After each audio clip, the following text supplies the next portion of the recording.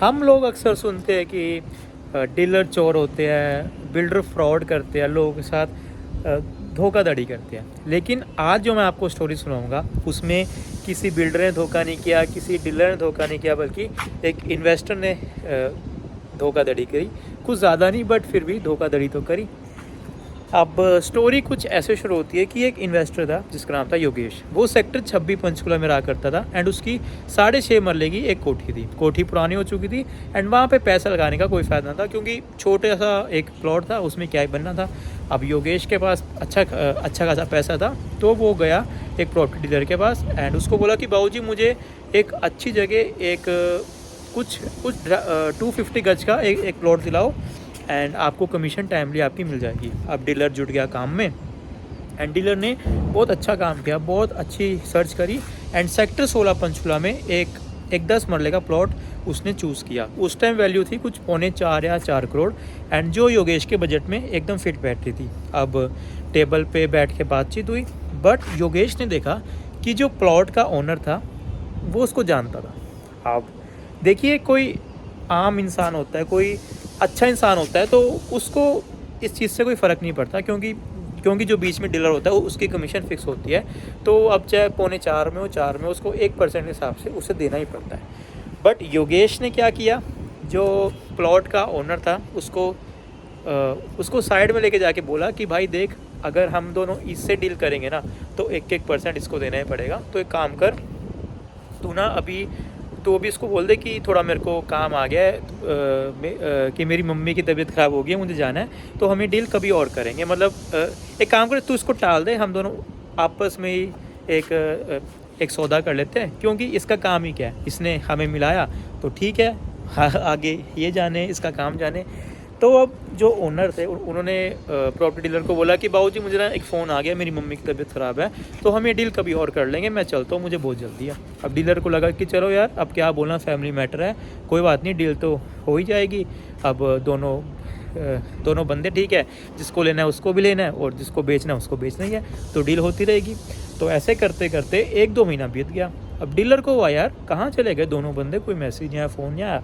तो उसने योगेश को फ़ोन किया और तब उसने फ़ोन उठाया और बोला कि यार मेरा ना थोड़ा मन सा पलट गया, थोड़ी पैसों की दिक्कत होगी, तो हम कभी और प्लॉट लेंगे, अभी कोई मन नहीं है, अभी थोड़ा शांत रहते हैं। तो बस थोड़ा डीलर को डाउट तो हुआ यार, एकदम से कैसे, अभी तो इसका बहुत मन था कि लेना है, फिर एकदम से शांत हो गया। तो चलो, डीलर ने भी कुछ ज़्यादा सोचा नहीं और केस ख़त्म हो गया, रफा दफा हो गया। अब 1 महीने बाद जब डीलर गया उस प्लॉट के आसपास किसी काम के सिलसिले से, तो उसने देखा कि योगेश वहाँ पे कंस्ट्रक्शन कर रहा है और जो प्लॉट का ओनर है उसके साथ ही खड़ा हुआ है। अब योगेश ने सोचा कि अगर इनसे बात करूँ तो कोई फ़ायदा नहीं है। उसने आसपास मार्केट वालों से पता किया, क्योंकि जो ये ज़मीनी मार्केट होती है ना, उसमें एक प्लॉट भी अगर सेल होता है, परचेज़ होता है, तो तुरंत ही खबर जाती है कि भैया आज ये प्लॉट बिक गया, ये हो गया। तो बस पूरी मार्केट में उसकी खबर फैल चुकी थी एंड तब योगेश को पता लगा, जो प्रॉपर्टी डीलर था उसको पता लगा कि इन्होंने अगले दिन ही सौदा कर लिया। क्यों? इसकी 1% कमीशन मारने के लिए, यानी 4 लाख रुपए उस साइड से, 4 लाख रुपए इस साइड से।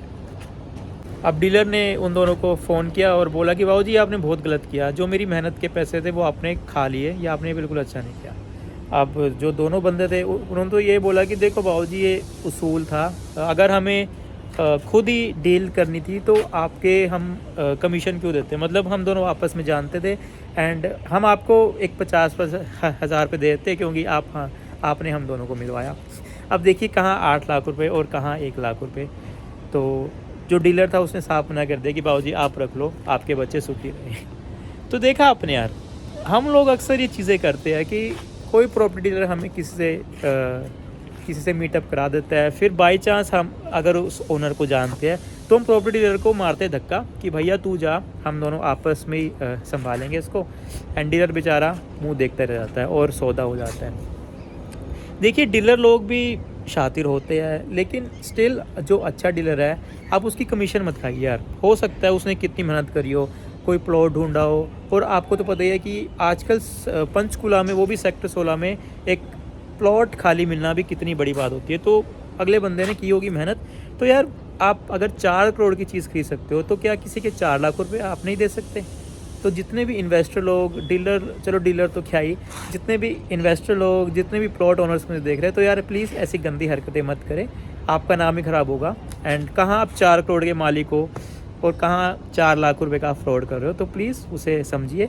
एंड आगे से मैं ऐसे ही लॉन्ग स्टोरीज डालूँगा, क्योंकि आपको पता ही है जो जो यूट्यूब का एक सीक्वेंस कह लो या एक रूल कह लो कि हम उसमें पीछे ना कोई साउंड नहीं डाल सकते।